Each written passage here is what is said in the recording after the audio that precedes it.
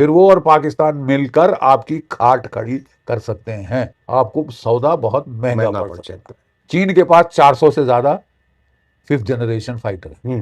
2035 तक उसके पास तकरीबन 1000 5th जनरेशन फाइटर होंगे। आपके पास कितने हैं? 0 अंडा। वहां पाकिस्तान ने अपने पायलट चीन भेज दिए हैं, J-35 5th generation fighter, stealth fighter पर ट्रेनिंग कर रहे हैं। अगले साल वो ले आएगा, यानी 5th जनरेशन फाइटर आपसे पहले ले आएगा। एक तो नंबरों में आपने बराबरी कर दी, अब क्वालिटी में भी आप उसको आगे बढ़त दे रहे हैं। ये अंधे हैं हम क्या? हमको दिख नहीं रहा? दिख रही है, आपको नजारा साफ दिख रहा है। आप उसी को दरकनार करो कि अमेरिका मेरा बड़ा दोस्त है, डोनाल्ड ट्रंप देखो मुस्कुरा दिया हमारी तरफ। अरे भाड़ में गई इसकी मुस्कुराहट। 50% का ने टैरिफ लगाया, वो तो लात मार रहा है आपकी पीठ पे, in your teeth, he kicking you in your teeth, और आप कह रहे हैं बड़ा मजा आ रहा है, बड़ा मजा आ रहा है कि श्वेत लात पड़ी, और आप जाके उसकी नहीं जी अब हम एक दोस्त बनेंगे। जो पूरी दुनिया इसको ऊपर थूक रही है, हमको बड़ी प्यार और मोहब्बत उमड़ गई है अमेरिका से, डोनाल्ड ट्रंप से। हम कंपटीशन करेंगे, हमसे आगे निकल गया पाकिस्तान, वो फेवरेट फील्ड मार्शल बन गया। तो आप क्या बनना चाहते हो? फेवरेट पूडल, कि भाई हम दोनों मिलके चीन की समन्वय बराबरी करें। तो जब वो चीन से मिल गया तो आप क्या समन्वय करोगे? आपकी पीछे हाथ धो के पड़ गए कि तुम ब्रिक्स के लीडर हो, तुमको मैं सॉर्ट आउट कर दूंगा, चीन को तो मैं कुछ कर नहीं सकता, तुम कमजोर हो, तुम लात खाने के लिए रेडी हो, तो मैं तुमको लताड़ के लगाऊंगा ताकि दुनिया सब देखे और मेरे से डरे। तो मैंने इंडिया को कैसे फिट कर दिया है, चुप हो गया है, क्यों नहीं निकल रही? इसको रोकने का तरीका यही है कि हमने तो घुटने टेक दिए हैं साहब, कि हम तो अमेरिका की चमचागिरी करेंगे, हम तो चम्मच हैं, 250 साल गुलामी करी है, हम थोड़ी और कर लेंगे। ये तो हालात, कई लोगों की सोच है इस देश के अंदर। 250 साल गुलामी की आदत तो है ही, आदत है, गोरों के तलवे चाटने की आदत है। तो चलो साहब, ये गोरे नहीं यूके के तो यूएसए के गोरों के तलवे चाट लेंगे साहब। डोनाल्ड ट्रंप की महिमा मंडन बेसरताज बादशाह बना देंगे उसको। लेकिन साहब आप रूस को देखिए, चीन को देखिए, ये दो देशों ने स्टैंड लिया, औकात दिखा दी जब चीन में गए, औकात दिखा दी। ये है गरिमा, सिविलाइजेशनल स्टेट है चीन, हम भी तो सिविलाइजेशनल स्टेट है। हमारी गरिमा क्यों हम नीलाम करने पे लग गए? ठीक है, अब ब्रिक्स का समिट हुआ साहब, हम ब्रिक्स के प्रेसिडेंट, हम ग्लोबल साउथ की आवाज, और हमारी आवाज इतनी सहमी हुई कि भाई ना करो ना, डोनाल्ड ट्रंप नाराज हो जाए तो हमारी तरफ से भाड़ में जाए। दुनिया को इसने तबाही के मंजर पे ले आया, इकोनॉमिक तबाही, रिसेशन। तो लिख के ले लीजिए।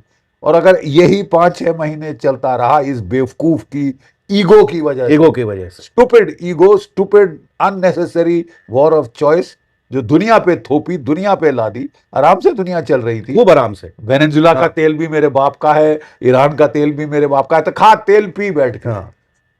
दुनिया की तू इकोनॉमिक तबाही कर रहा है, और तू दुनिया को मजबूर कर रहा है शिफ्ट टू ग्रीन एनर्जी।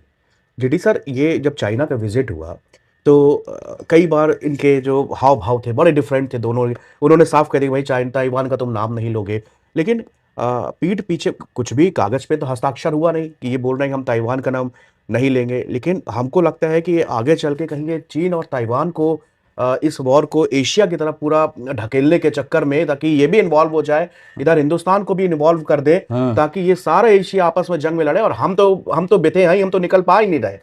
देखिए साहब, ये ढूंढ रहे हैं एक और यूक्रेन, जो इनके लिए आखिरी यूक्रेनियन तक लड़े। रूस से लड़े यूक्रेन, और चीन से लड़े भारत, आखिरी भारतीय तक।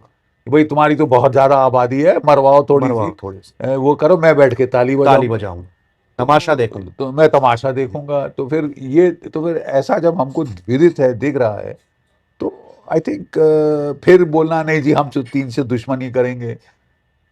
अरे भैया, जो हमारा राष्ट्रहित है उसको देखेंगे। अगर चीन को भी अकल आ गई, अब उसको समझ आ गया है कि अगर मेरे को लड़ना है ताइवान में, तो मैं दूसरा फ्रंट क्यों खोल।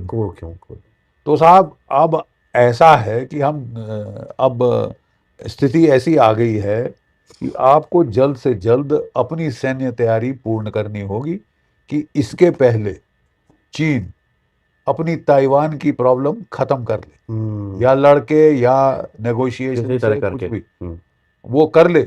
अगर वो कर ले तो वो पूरा फ्री हो जाता है तवज्जो आपकी हाँ, तरफ देने के लिए।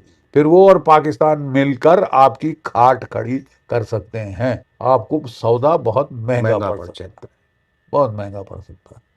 ये हमारे यहाँ एक विचार है। अरे क्या जरूरत है, आराम से हो जाएगा। 10-15 साल, 10 साल में आम का आ जाएगा, 15 साल में ये आ जाएगा, 20 साल में ये आएगा, 35 साल में ये आएगा। लड़ाई कल आई तो आप क्या करेंगे? क्या करें। और किसी ने गारंटी दी है तुमको कि पाकिस्तान चुलबुली नहीं करेगा? डोनाल्ड ट्रंप उसके सर पे गोदी में बिठा के जैसे, तो ये गुर्राना शुरू होगा आपके ऊपर, क्योंकि इसको डोनाल्ड ट्रंप पुचकार रहे हैं, गोदी में बैठ के उकसा रहे हैं कि लड़ लड़ भारत से, मैं हूं ना, मैं हूं ना, हाँ। मैं हूं ना, लड़ जा भारत से। तो साहब आपको तैयार रहना पड़ेगा। तो साहब स्मेल द कॉफी, किस तरफ जा रहा है, हवा का रुख क्या है? अगर हवा का रुख ऐसा बुरा चल रहा है तो तैयारी करना बहुत अनिवार्य है। और तैयारी में तेजी लाना, यू डोंट हैव टाइम कि वो बहुत समय है, हम पहले भारत मंडपम बना लें, ना ना भरतनाट्यम इसकी कर लें, ये कर लें, वो कर लें, वो धरा का धरा रह जाएगा साहब। अगर आपका देश की सुरक्षा सर्वोपरि है, लेकिन वो प्राथमिकता देने में हमें तकलीफ हो रही। क्योंकि हम साफ देख रहे हैं किस तरह युद्ध शिफ्ट हो रहा है यहाँ पे। और कभी भी हम हमारे बता के कोई चीज नहीं होगी। ऑपरेशन सिंदूर के वक्त या जो चीजें थी, कुछ पता चला था कैसे क्या हो गया? नहीं नहीं, देखिए मैं आपको बता रहा हूं कि क्या दुश्मन वेट करेगा भैया कर तैयार होगी नहीं, हाँ तैयार हो जाओ, अच्छा थोड़ा टाइम और ले लो, तैयार हाँ, तब मैं आऊंगा। तब मैं आऊंगा। वो तो तब आएगा जबकि आप वो देखेगा कि आप तैयार नहीं हो, तैयार नहीं। आप तैयारी करने के लिए तैयार नहीं हो। हम्म। आपको भारत मंडपम चाहिए, आपको ये चाहिए, बिल्डिंग चाहिए, दूसरी पार्लियामेंट, तीसरी पार्लियामेंट चाहिए, उसके बाद डिफेंस का नंबर आएगा, तो फिर प्रॉब्लम हो जाएगी। क्योंकि वक्त हमारे पास बहुत कम है। आई मीन दूर की बात क्यों, आपकी जो एयरफोर्स है आज के दिन 28 स्क्वाड्रन पे आ गई। कागज के मुताबिक 42 स्क्वाड्रन होनी चाहिए। असली में देखा जाए तो कम से कम 50 से 60 स्क्वाड्रन होनी चाहिए। 1962 में 60 स्क्वाड्रन की बात की गई थी, अगर हमको 2 फ्रंट वॉर से डील करना। अब तो आपको 3 फ्रंट वॉर से डील करना।